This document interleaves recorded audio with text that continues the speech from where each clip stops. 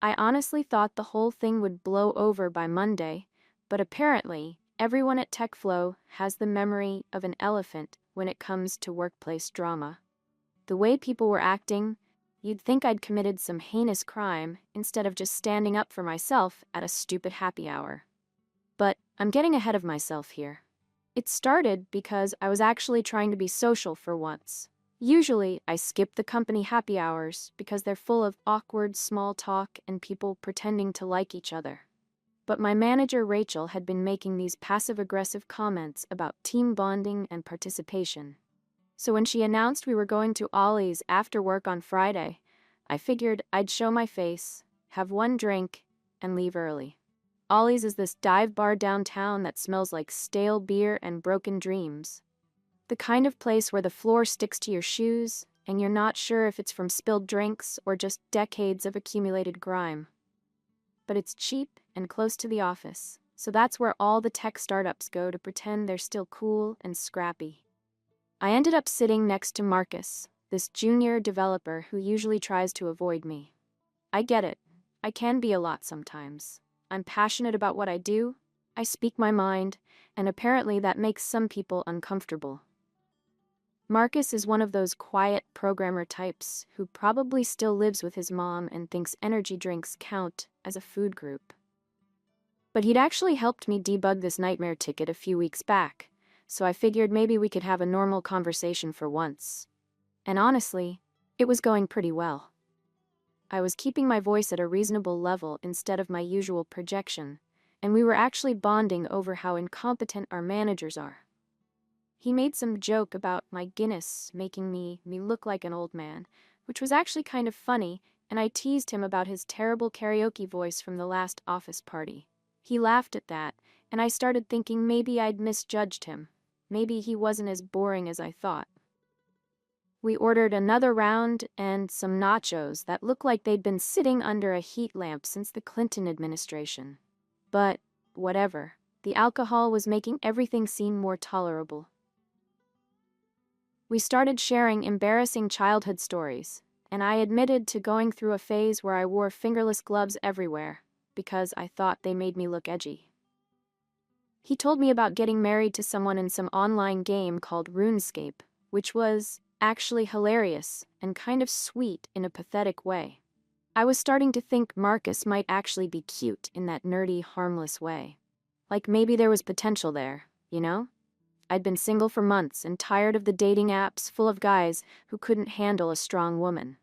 Marcus seemed different, quieter, maybe more manageable. The bar was getting crowded, packed like sardines with the usual Friday night crowd of office workers trying to forget their meaningless jobs. People were bumping into each other constantly, and the bartenders were clearly overwhelmed. That's when this guy with an armload of beers came stumbling through, clearly already a few drinks in.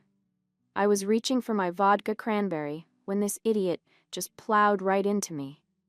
His elbow caught my wrist perfectly, and my drink went flying across the bar like a red meteor. It splashed all over the floor, all over my white blouse, and left me sitting there empty-handed, while this moron just kept walking like nothing happened. I couldn't believe it. The audacity. He didn't even pause, didn't even acknowledge what he'd done. Just kept pushing through the crowd, like he owned the place. So I called out to him, loud enough to be heard over the music and chatter. "Hey, you going to apologize or what?" Half the people around us turned to look, including Marcus, who suddenly looked like he wanted to disappear into his bar stool. The guy stopped and turned around with this confused expression, like he genuinely had no idea what I was talking about. What?" he said, blinking at me like I was speaking a foreign language. "You just spilled my drink," I said, gesturing to the mess on the floor and my stained shirt. It wasn't complicated. Basic human decency dictates that when you bump into someone and ruin their drink, you apologize and maybe offer to buy them a new one. But instead of doing the right thing, this guy just waved his hand dismissively and started to turn away. Like I wasn't even worth his time. Like I was some annoying gnat he could just swat away. That's when I lost it. I pushed off my bar stool and grabbed his shoulder with both hands. Not hard, just enough to get his attention. He stumbled a little, but managed to save most of his beers, then muttered something under his breath that made my blood boil. "Jesus, crazy bitch." He said it quietly, probably thought I couldn't hear him over the noise, but I have excellent hearing. And that word, crazy, that's my trigger. I've been called crazy my whole life just for standing up for myself, for having opinions, for refusing to be a doormat. It's what weak men say when they can't handle a woman with backbone. Something snapped inside me. Before I could think about it, I pulled back and threw a punch right at his smug face. I'd been taking kickboxing classes for 2 years, sparring with guys twice my size, so I knew how to throw a proper jab. I caught him right on the cheekbone, a solid hit that made a satisfying smacking sound. The reaction was immediate. Several people gasped, conversations stopped, and suddenly there was this bubble of silence around us in the crowded bar. The guy staggered back, more from surprise than pain, and carefully set down 2 of his beers. Then he put his hand on my shoulder. Not a punch, just an open palm push to create some space between us. It was controlled, almost gentle, but I was already off balance from throwing the punch and the floor was sticky with spilled drinks. My knees buckled, and I went down hard. Now, I'll admit, I might have played it up a little bit.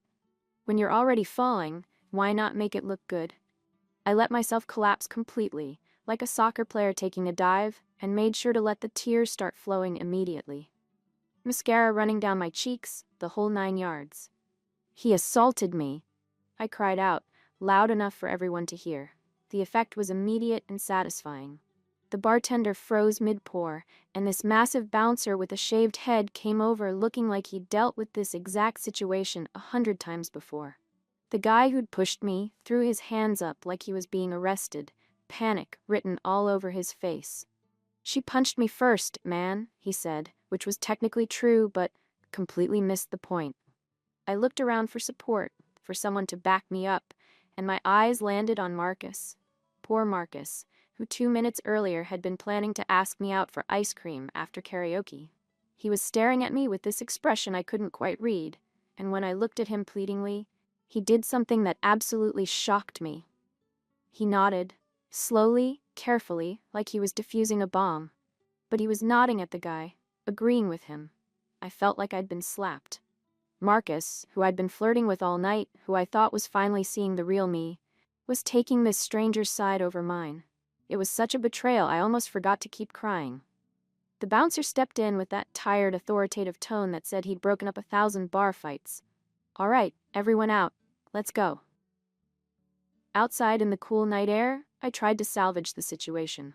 Marcus walked me to the curb, probably out of some misguided sense of chivalry, and I kept sobbing about being assaulted. But when I looked at him for sympathy, for validation, all I got was brutal honesty. "To be fair, Katie, you did hit him first." The way he said it, so matter-of-fact, so calm, it was worse than if he'd yelled at me. I stared at him, waiting for him to take it back, to remember that he was supposed to be on my side. But he just stood there, looking uncomfortable and slightly disappointed. "So you're taking his side," I said, and it wasn't really a question. He didn't answer, which was answer enough. I walked away from him after that, my heels clicking angrily on the sidewalk, leaving him standing there looking like a lost puppy. The whole weekend was torture. I kept checking my phone, scrolling through social media, waiting for someone to reach out and ask if I was okay, but nothing. Radio silence from everyone at work, including Marcus. I played the whole scene over and over in my head, and each time it made me angrier. How dare that guy disrespect me like that? How dare Marcus not defend me? By Monday morning, I was ready for the whispers and stares. What I wasn't ready for was being called into Rachel's office first thing. She had that tight-lipped expression she gets when she's trying not to lose her temper. And I knew someone had talked. "Katie, we need to discuss what happened Friday night," she said, gesturing for me to sit down. I played dumb at first, but she'd obviously gotten the full story from multiple witnesses. For 40 minutes, she lectured me about professional behavior and company image and legal liability.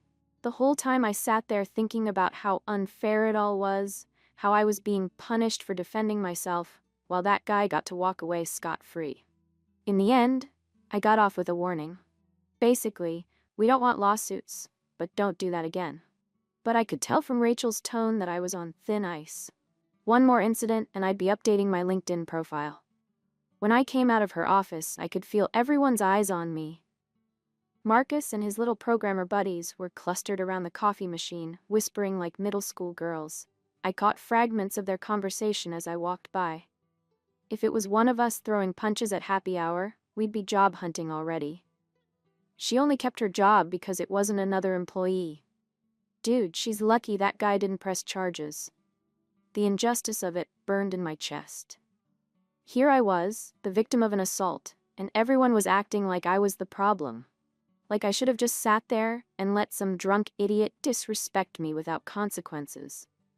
But something about that day, about seeing the way everyone looked at me, about feeling so completely alone and unsupported, it did something to me. Not exactly humbling, because I still believed I was in the right, but it made me realize that maybe my approach needed some adjustment. So I made changes. Strategic changes. I quit the kickboxing gym because it was expensive anyway, and I stopped posting workout selfies on Instagram because they weren't getting the engagement they used to. I stopped talking about being able to take any man in the office during lunch breaks, not because I couldn't, but because apparently people couldn't handle that kind of confidence from a woman. I started asking for help more often, playing up the just a girl trying to figure it out angle that seemed to make people more comfortable. I brought in homemade cookies and muffins because apparently feeding people makes them forget that you have a backbone. I laughed louder at other people's jokes and kept my voice softer during meetings. It worked, sort of. After about 3 months, people seemed to relax around me again. The whispers died down, and I wasn't getting those suspicious looks anymore. Even Marcus started making normal small talk with me again, though he never asked me out for ice cream or anything else. But the whole thing left a bitter taste in my mouth that never quite went away. I'd learned that standing up for yourself as a woman in the workplace comes with consequences that men never have to face. That guy who spilled my drink probably never thought about that night again, while I had to completely alter my personality to keep my job. The worst part was how everyone acted like I should be grateful for the lesson. Like getting knocked down in a dirty bar and humiliated in front of my coworkers was some kind of character-building experience. Like I needed to be taken down a peg for my own good. Marcus still works 2 cubicles over from me, still gives me polite nods in the hallway, still helps with debugging when I ask nicely enough. But sometimes I catch him looking at me with this expression, like he's seeing something I don't want him to see. Like he knows exactly who I really am underneath all the homemade brownies and helpful girl act. And maybe that's the most infuriating part of all. Not that I had to change, but that everyone seems to prefer this fake, diminished version of me. This smaller, quieter, more palatable Katie who brings snacks and asks for help and never raises her voice unless it's to laugh at someone else's mediocre joke. I still think about that night sometimes, about how different things might have been if just one person had backed me up. If Marcus had stood up and said, "Hey, that guy was out of line," instead of nodding along with my attacker. If the bouncer had bothered to ask for my side of the story. If Rachel had shown even a shred of concern for my safety instead of just worrying about company liability. But that's not the world we live in, apparently.